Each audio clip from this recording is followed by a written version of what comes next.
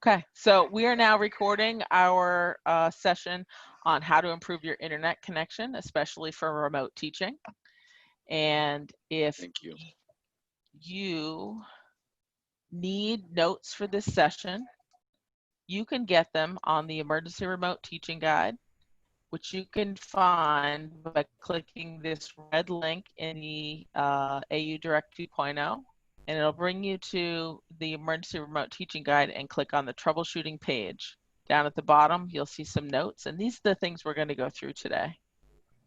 And the first thing I've done is when I'm having trouble, or before I'm having trouble when I'm getting ready for a meeting, is I go to speedtest.net and hit go, and I run through the speed test, which tells me my ping speed, my download speed, and my upload speed. You can't necessarily change these unless you call your internet provider and get an increased package, but this will give you a sense of if you're going to have trouble doing certain things or how your students' connections might compare to yours if your students are having trouble or something like that. The ping speed is, the lower this number is, the better. That's sort of, it's almost like a sonar. It bounces off something and comes back to you and tells you how quickly that happened. Anything under 40, Harold, is a good number. If you have numbers higher than that, it's going to provide, that's going to make you have some latency in your back and forth connection. Now, I don't have broadband. My town doesn't have FiOS yet or fiber optic or anything like that. We still have high-speed DSL, and my package is actually 20 megabits download and 1.5 megabits upload.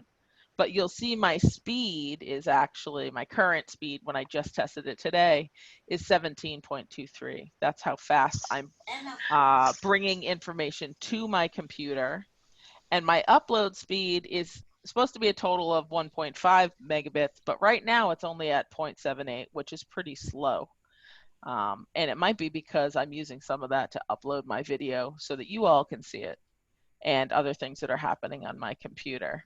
But I'll test this at different times on different days, and sometimes my download speed is as low as 10 or 11, and my upload speed is as good as 1.2 or 1.3. I don't have, with these numbers, even down around 10, 12, 15, I don't have a lot of problems with a Zoom, sharing my screen, doing breakout rooms, staying connected. I have nice smooth audio.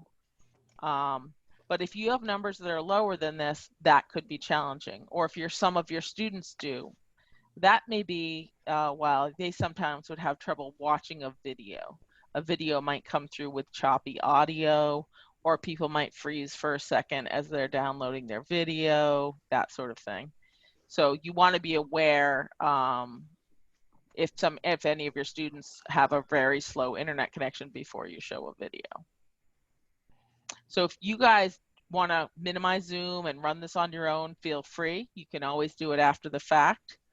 The higher your download and upload speeds are, the less problems you're going to have in Zoom. But just remember that your connection speed doesn't affect your students' network speed. Everybody has their own bandwidth issues. So you just might want to be aware of that.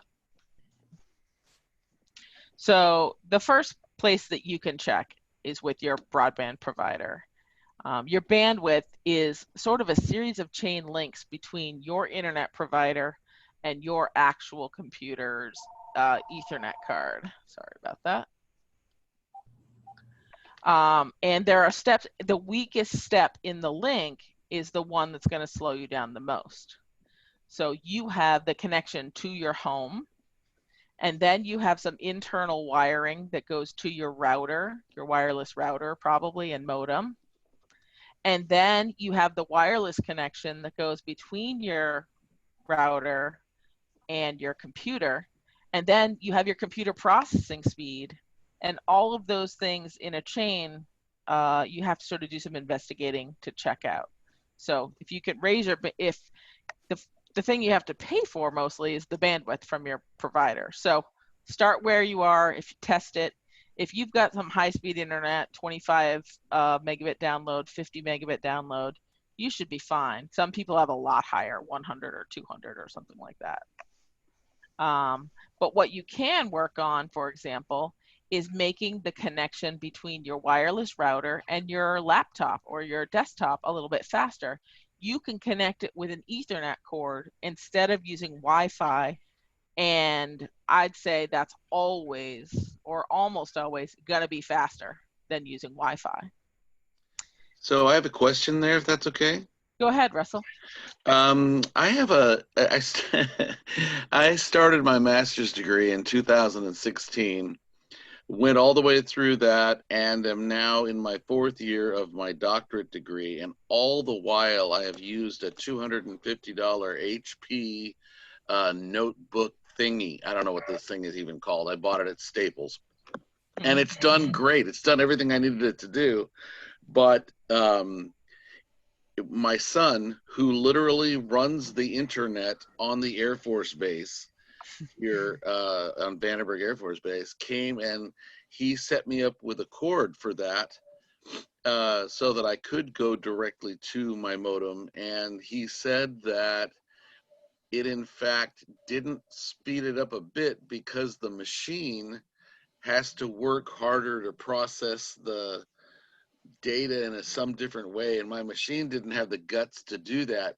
Is there a specific computer that you would suggest is best for Zoom and these sorts of things? Do you think the Mac or the PC side of the house is a better product for this sort of a situation, as I assume we're going to be staying this way for quite some time? So I'm going to defer to Harold on this question, but in general, it's going to be about your processor. If you can get a computer with dual processors that are i5 core or higher, and now I'm going to pass it off to Harold and see if he wants to correct me or add to that. I'm really happy we're recording this. Yeah, I mean, there's several factors there. If your processor definitely being one, and there it all depends upon, not just the speed of the primary processor, but do you also have a graphics processor as well? If you have a graphics processor that can take a lot of the load off of the video, of the video that you're broadcasting off that primary processor, and it's going to help things a whole lot. A lot of Macs have a graphics, what's called a graphics card or a graphics processor, right, that's separate from the main one, and so therefore they tend to do video a little better. But any PC that has a separate graphics card would be able to do the same thing. And how would I mean, is that what I would ask a retailer for? Does it have a separate graphics processor then? Yes. Okay. And do you happen to know, one of the machines I'm interested in is the MacBook Pro Air thingy, and then the Surface Pro, whatever the latest number is. Any ideas? Do you happen to know whether or not one or both of those have what it is you're talking about? The Mac OS certainly does. Okay. The Surface Pro, I'm not sure. All right, great. Thank you. Yeah. Sorry to take so long, Michelle and Meg. Sorry. No, that's okay. Yeah. Take a look at the specific specifications and look at them side by side. You will see processor speeds side by side. You will see if it's dual processor, and you will see if there is you're getting a base graphics card or no graphics card. So I sometimes buy from Dell because they do custom configurations, and they'll say, okay, here's the 5 processors you can pick in this computer, and I decide to spend more money on my processor, more money on my RAM, and more money on my graphics card because I want my computer to last longer. So if you have the option to compare side by side, that's what you want to do. Again, super happy I'm recording this. I can show it to my son. And he can tell us where we got it wrong. Yeah. That's right. Thanks, right. Boomer. All right. Yeah. If anybody else has questions, feel free to break in. I want this to be pretty custom and tailored to what issues you're having. And that's, Russ's example is the slowest thing in his chain is his computer processor because his computer is older. It's not necessarily the speed he's getting from his internet provider or even his Wi-Fi in his house. It's just that his computer can't keep up with the speed of what's happening. So I have a question, Bonnie. go ahead, Banana. Yeah.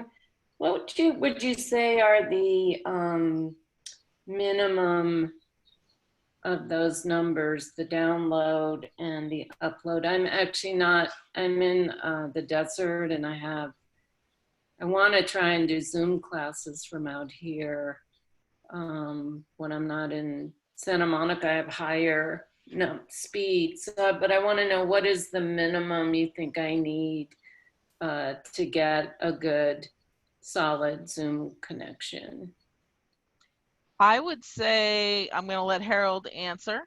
I believe I could teach a class in Zoom with minimal interruptions with what I have, which is a 20 megabit, 1.5 megabit upload. But if I were going to teach regularly, if it wasn't just a one-off class, I would want to get a higher bandwidth than what I have. Mine, I think, is the bare minimum. Yeah, typically you would have What at was your least upload 20, again? 25. I'm sorry. It's 20 megabit download and 1.5 megabit upload. And it's my upload speed that's really the problem. I want more like 5 megabits or 10 megabits to be really comfortable. Okay. Go ahead, Harold. Yeah, yeah. As I was saying, typically I would recommend at least 20 to 25 download and about 2 to 2.5 upload to be able to do that consistently. Even at that speed, you're gonna start to see problems with with broadcasting like video clips and that sort of thing. Even if you've got a good graphics processor, I mean, there's that. So yeah, and you may need to turn off your camera while you're showing a video. That's the typical workaround. For the absolute minimum, you can go down, I think, as far as like 5 or 10 download and 1 upload. Zoom will If you had function at to, that level. but I mean, you're not going to be able to show video. Your camera is going to be kind of, you probably want to turn it off. But you can at least do audio and some screen shares. I mean, I would be careful about what I screen shared at that speed. And then there's another big elephant or 3 in the room, and that's how many other people in your house are sharing your bandwidth. This is not how much bandwidth you individually have. If you have 4 people in your house working from home, doing schoolwork on the internet while you are teaching a class, even if they're gaming on your television, internet-based gaming is going to be taking up your bandwidth speed. Your TV can be downloading shows and taking up your bandwidth speed if you have newer smart TVs, that sort of thing. So you have to consider how much bandwidth you're going to be using at the max time in your house at that time when you're teaching. If you're the only one at home because you're teaching in the evening or in the morning or when other people are away, then it's not so much an issue. This baseline may work for you. But if you have other people in your house doing things on the internet at the same time, you're definitely going to want something a lot higher than that. Yeah. Also, I would be, and when we talk about types of internet connectivity, I mean, you can have Wi-Fi, you can have cable into your home, you can have DSL into your home. One of the, you can use your cell phone as a Wi-Fi hotspot as far as that goes. But the one type of internet I do not recommend if you're going to be doing Zoom is satellite internet. And that's because you can have a horrendous ping rate, I mean, in the hundreds. And so therefore your video is going to be jittery and you're going to have occasional problems with audio even. So yeah, if someone's trying to sell you HughesNet or one of those, keep walking. I mean, it's fine for email, it's fine for asynchronous stuff, but for video like this, it's going to be a challenge. Now, that said, Elon Musk is working on his network. It's supposed to have much lower latency. Well, his constellation of satellites, I don't know when that's going to be available generally, and I can't say for sure what the latency is going to be on it, but hopefully it will be much, much, much improved, and that will work a lot better for people. So if you have a choice, don't choose satellite. Correct. Yeah. Until further notice.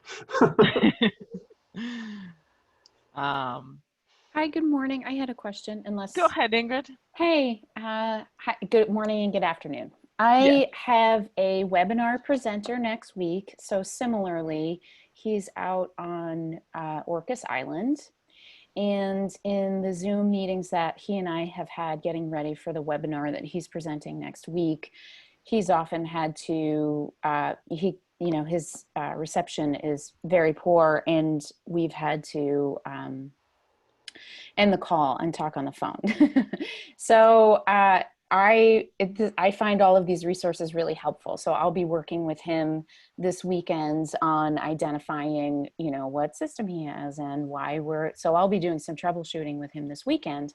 But if I'm in a situation, I think the webinar is next Thursday, where there's nothing we can do to address some of these underlying connection issues, what would you recommend, or may I talk with you my idea, which is, we'll start the Zoom meeting. If he cuts out, is it the best for him to then join by phone or rejoin again with no audio?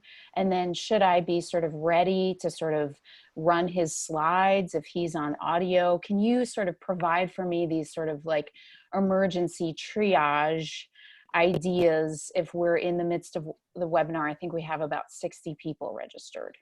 My number one emergency triage tip is to try it out ahead of time. Yes. So when you talk to him this weekend, yes, connect to him using his computer, do the speedtest.net, see what the speeds are, see if the numbers look reasonable. If they look reasonable, you can have some confidence. Okay. Have him also join with his cell phone and see if his voice is more, because the voice is really the most important. You need him to speak with his expertise.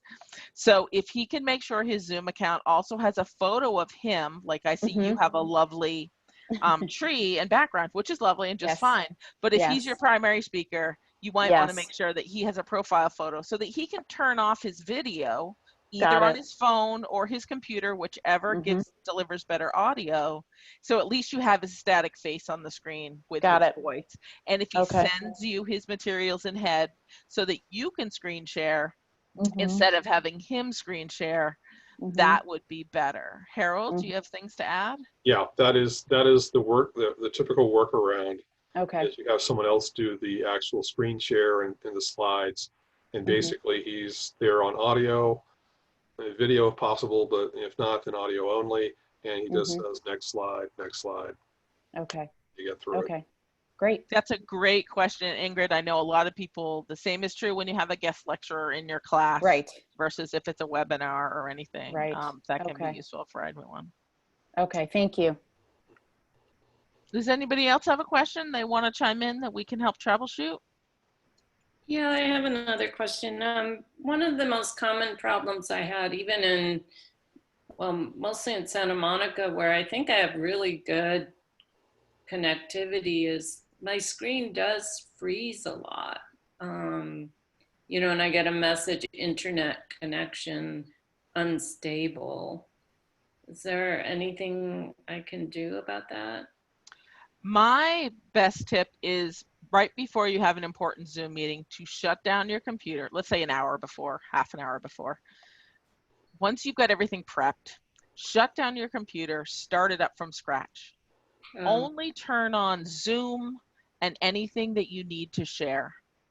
don't open a bunch of web browsers, don't open a bunch of web browser windows, don't open applications like Excel or some Photoshop, things that take up a lot of system resources.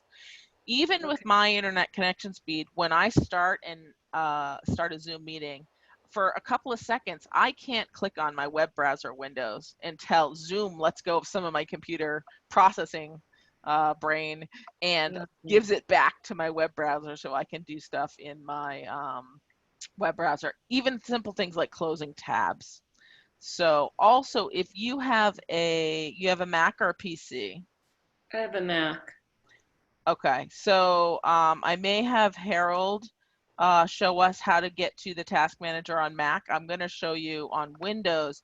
I hit Control-Alt-Delete, and a little lock screen comes up, and it lets me pick Task Manager. Or I can go to my Start menu and type in Task Manager, and I can open the Task Manager. All right, and when I do that, it gives me, I'm looking for mine. Mine's taking a little while, and my audio and video might go a little wonky for a second. I'm just waiting for it to come up. It tells you how much of your processor is being used, how much of your memory is being used, and which applications are using it, so you know what's open. My task manager just doesn't seem to want to open right now. That doesn't surprise me. In the meantime, I have a few questions. Yeah. Question one would be, are you connecting wirelessly or wired? Do you have an Ethernet cable from your wireless router to the back of your Mac? I'm connected wirelessly. Okay. How often do you reboot your wireless router? Not very often. Yeah. See, that's another thing you can do is, like, say the day before, go in, turn off that wireless router, count to 60, turn it back on. Okay. Yeah, a restart on your hardware, it clears out all the memory and then allows it to start fresh from scratch. Whenever, that's the first thing I usually do when I start having connection issues. It's not something you want to do in the middle of a meeting. Right. So maybe you do it every Sunday night, or, whenever something like that before your week starts. Or if you're a Thursday teacher, you do it on Tuesday nights or something like that, so that you've set your setup in as clean a mode as possible. Okay. Also, how old is your router? It's probably about 5 years old. Yeah, you're gonna want to maybe look at newer ones. So. My internet provider provides my router. Yeah. And so you might call them up and ask them if they have an exchange policy or something like that, or what they would recommend. Or it may be I wouldn't go out and just buy one off the shelf right this minute. If you're going to upgrade your internet connection, a lot of times when my internet provider, when I upgraded from 3 megabits to 20 megabits, gave me a new free router when they came and installed it in my house. And I went through my phone company because that's the only thing I can get here. That's all that's available to us. But that's the first place before if you're going to spend money, only spend it once. Spend it. Well, but Bonnie, sometimes when the internet provider provides you that router, there's a charge for that, or it's their router. They're just renting it to you. Right. So as long as you have their internet service, that you'll have it. So do check on the cost and compare. Go ahead, Harold. Well, see, the thing is, like in my case, I have a cable modem because I have cable, but there is no integral router with that. I have my own router that I plug into that cable modem. Oh. So that's something else to consider. I mean, if that cable modem is like really, really old and is, getting decrepit, you're paying them a monthly fee for a reason. Tell them to bring you a fresh one. They will, even if it's something off the shelf, if it's a couple years old. I mean, if it's better than the 6-year-old thing that's sitting there, then by all means. So yeah, fresh modem. And if you have an integrated piece that's modem and router, then yeah, if it's 5 years old and it's theirs, yeah, have them bring you a fresh one. You're paying rent on it anyway. So Right. yeah, Okay, great, don't great. don't Thank pay you. don't pay rent on don't pay rent on a 77 Chevy. No, no. Thank you. Anyone else? Yeah, this is Lynn. I was wondering, Harold, I just put it in the chat. So how old would you recommend a router be before we ask for a new one or get a new one? I would say that if yours was made within the last 3 years, it should be fine. Okay, great. If it's older than that, then yeah, because there have been increases in speed, on the wireless end of things, and there better signal strength. Is just yeah, that's something where you want to take advantage of the latest technology there. Okay, and then if you could show us, Bonnie was saying that you might show us the task manager in Mac. I'm not sure he can show it, but why don't I'll pull up the, it's in your Apple settings, in the Apple, and might I've been be. there. I'm just trying to think about what I should be looking for when I get in there. Can you share your screen and we'll help walk you through to find it? That's okay. I've been in there before. So just looking, Okay. see what's using what is what you're saying. Yeah, it's only because Harold and I are logged in on a PC that we can't share our screen. So it would not go amiss if you wanted to share your screen for other Mac users who might be on, so they can see where it goes, where it comes from. But I can also pull up a web page that shows the instructions and the screenshot on how to do it. Does everybody want me to share my screen? I mean, I certainly can. I'd love to. I think it'd be great. Okay, just hang on a second. Let me go to some of these.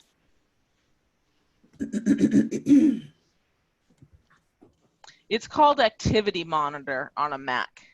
Okay. So just going to share my desktop? Yes, that's great. Okay. And I believe it's up in your Apple in the upper left corner. Oh. Or you can hit Command key and a space bar, and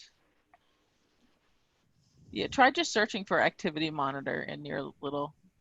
In the systems preference, you guys can see it, right? We can. Activity. All right. It's not going to find it in there. So click on your desktop and hit the Command key and your space bar. Okay, desktop screensaver? Nope. No, just click on your desktop, your swirlies, just so you're not in system preferences anymore. Right, honey, I'm not. Get out of system preferences. Yep. Okay. Hit the Command key, which is the 4 circle swirly, and the space bar. Okay. And then type in Activity Monitor. Activity. Alrighty. There you go. Now this will show you we're on the CPU tab. That's your central processing unit. That's how fast your processor is. And you'll see at the bottom that you have 81% idle. That means you're using about 20% of your system and 80% is idle. So you have plenty of space. If it's 80% usage and only 20% idle, that's when you want to start thinking you might need to get a new computer or an upgraded processor or something like that. And if you switch over to the memory tab, if you want to find out, for example, if you're using all of your memory, yours says memory, you have 8 total gigabytes of memory. You're using 5.5 gigabytes. So you have, 2.5 free. And how's that? Is that pretty good to have 2.5 free? I mean, you're up at the 75% level, so you're getting there. If this seems to be the biggest problem that you're having, then the first place you might start is to get more memory in your computer. It's also relatively cheap to get memory. You can get, 64 gigabytes to replace that 8 GB chip, and your local Apple person can put it in, you know, lickety split. This is Antioch's computer.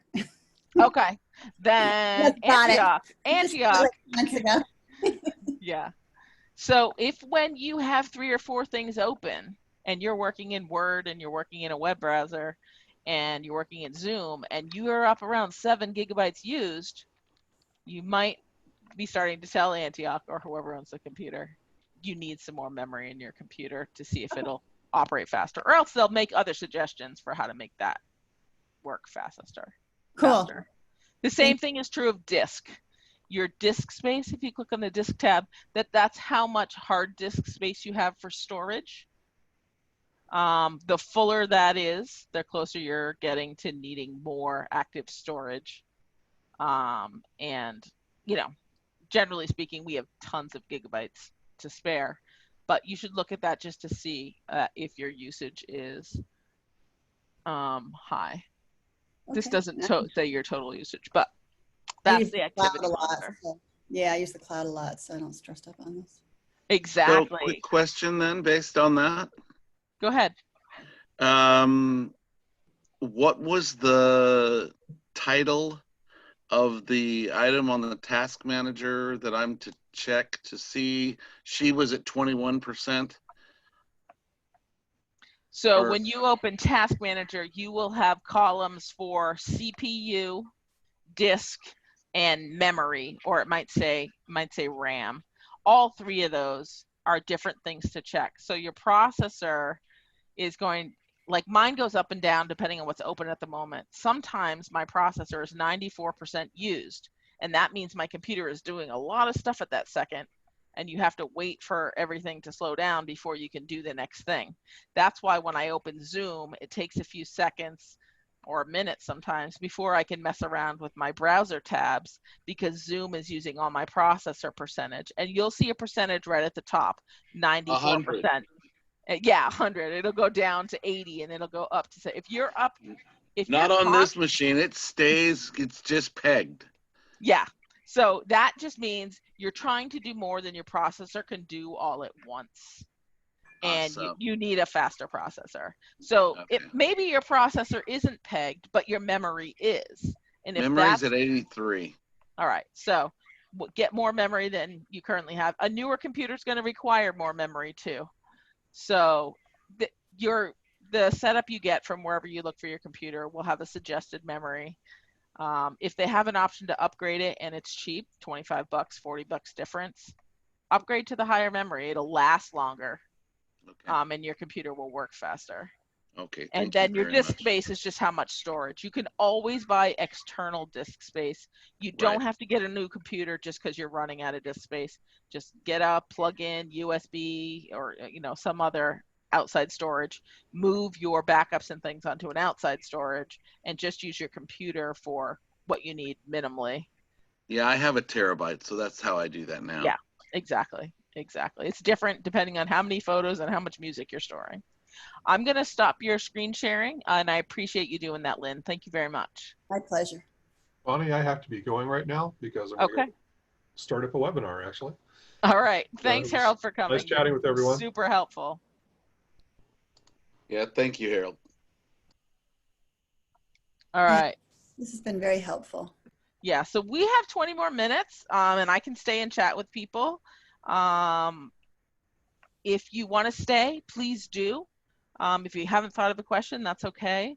If you have to go, feel free. We know your time is valuable, and we want to make sure you're spending it well, and whatever that means to you. So if you guys want to share your screen and show me what your system looks like, and we can talk about it or ask questions, you're more than welcome. You've been super helpful. I'm going to head out. Thank you. Yeah, thanks so much, Connie. Really helpful. Thank you. I think I'm going to head out too. It's been really helpful, but I'd like to know where this recording's going to live because I missed the first part.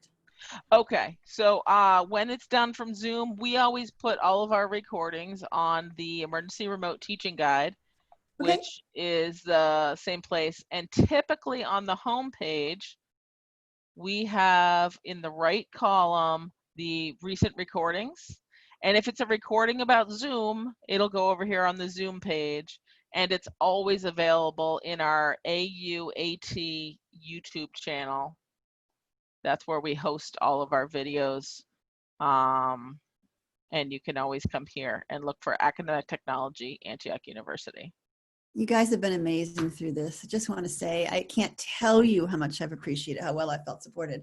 I haven't come typically because it doesn't usually work with my time, but you know, just to know that I've gotten all these videos and you guys are doing this amazingly thorough job. So I want to say a very big shout out. Can't tell you how much I've appreciated it. Thank you. And if you have suggestions for times when it's better for you, I know we have lots of people who teach after the usual business hours. Harold does practice sessions in the evening sometimes. If those are valuable to you, let us know at at@antioch.edu, and we'll continue offering them. Like we've been doing 7 p.m. Eastern time, 7 p.m. Pacific time, 10 p.m. Eastern time, maybe once a month. And you can come and ask any question. It doesn't have to be one specific session. So send us some feedback on that. We'll be happy to hear it. Cool. Well, thanks so much. Bye. You're very welcome. Thanks, Bonnie. It's Peter. I'm heading out too. Appreciate it. Very helpful. Great. I'm going to stop the recording, but I'll stay on for questions and tell everybody